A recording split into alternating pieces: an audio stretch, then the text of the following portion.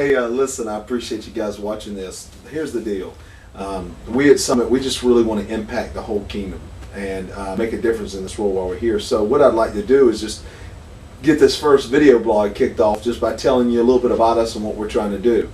Summit basically exists. We're here as a group of people, we exist. And what we want to do is we want to impact the culture for Jesus Christ like a virus. We want to infect the world with Jesus. And so I'm all excited about the local church and what churches do for their areas, and they get involved and they stay in an area, and I think that is fantastic. But I know one thing that God's put in my heart is to not only impact the area, whether we live in Somerville or North Charleston or Goose Creek or Mount Pleasant or wherever it might be that we live, not just that area, but impact the culture. And that was one of the things that I really enjoy about Summit Church, and what they've tried to do is the whole church. We've tried to take on a life of a missionary. The first thing was in the movement for God is, all right, who's going to be a missionary? We see Paul and his missionary journeys.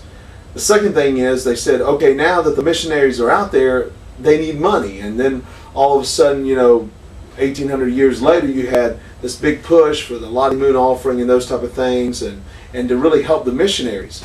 Then the next thing it was in the progression of teaching was, okay, not only do we need missionaries, not only do missionaries need money, but right where you live, you can be a missionary.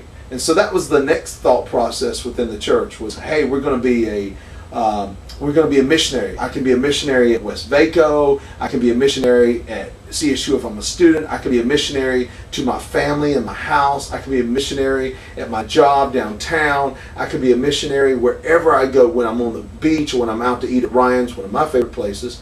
Wherever, you're a missionary.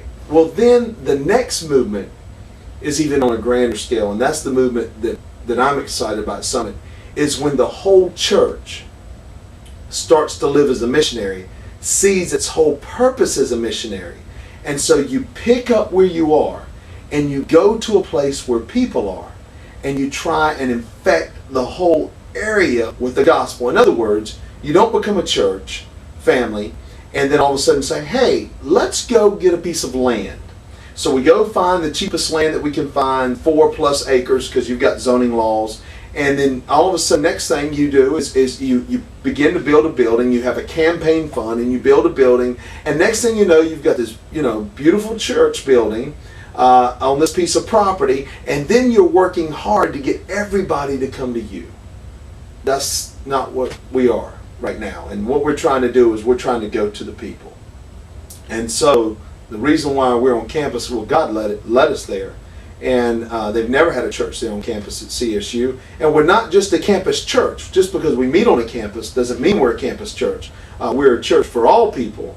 And but at the same time, we want to minister right where we are. So God is really blessing us. And so, excuse me, I want you to be a part of that. And if that resonates with your heart, then I want you to really pray about seeking and what God would have you to do to learn and grow and to really make a difference for Him and impact the kingdom of God. And I just leave you with this. Psalm 127:1 says, but unless the Lord builds the house, you labor in vain. So we can't build a house. We can't build God's house. What we can do is wait, pray, seek, knock, ask, and allow God to send people His way to further the kingdom, to impact the whole culture for Jesus.